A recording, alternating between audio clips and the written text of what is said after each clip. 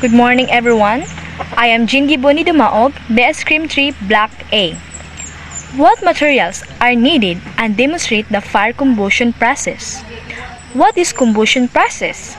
So talking about combustion process is a reaction in which a substance reacts with oxygen gas releasing in the forms of light and heat, in which it is usually an oxide compound. The materials are needed in combustion are those papers, woods, wherein those materials that I see is burned to produce light and heat. Heat is a form of energy. So in front of me, there's a kettle. Once, if I touch it and didn't use rag, I can feel heat. Fuel is a flammable materials that begins the process of combustion. One of the example in fuel is woods and paper.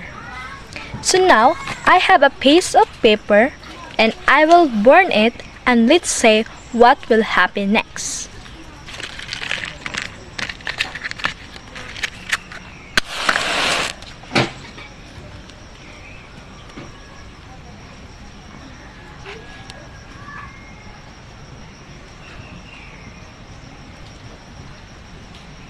So as the result, it is spread widely. Oxygen supports burning in oxidation. This is when gases released by fuel heat up, break apart, or recombine with oxygen. In oxygen, I have an example. So this is a candle, and once if ako na siyang dagkutan, let's see what will happen. See, nasiga siya tungod kay naa siya oxygen. What if atong butngan og glass? What will happen?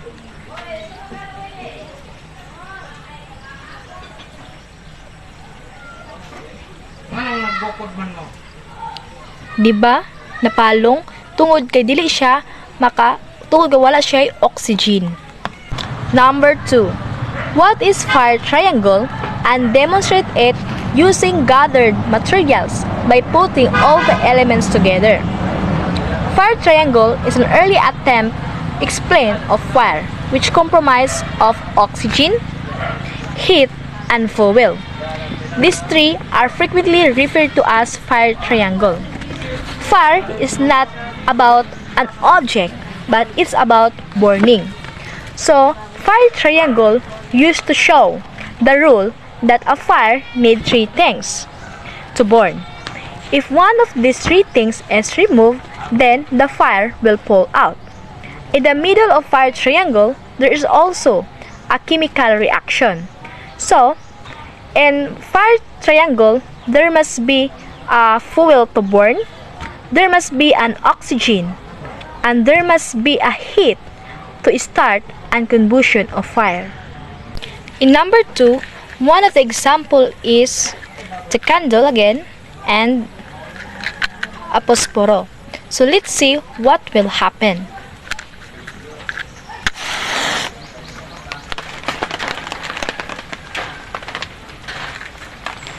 Diba nakita na to nga nagsiga siya? So this is the example of the process of the fire triangle. Number 3, demonstrate fire suppression by removing of 8 elements.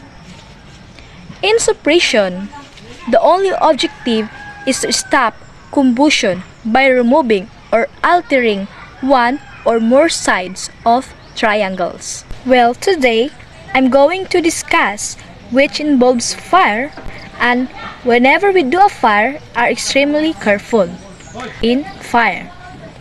So one of the example is paper. So now, I have a piece of paper, scrum up and put it up.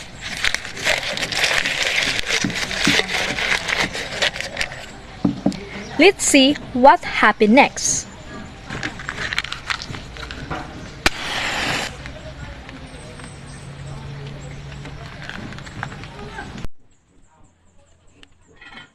Now, if we put this wood, what happened next?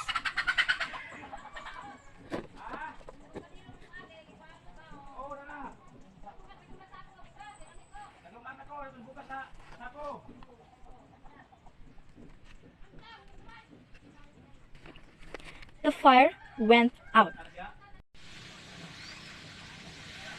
Why is it the fire went out? It's because there's no oxygen coming out from the air. That's why the fire cannot begin and continue. Now, we have a candle.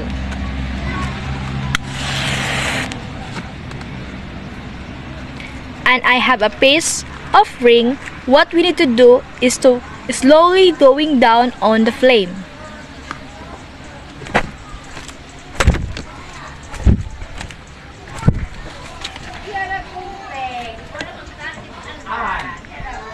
The flame went out.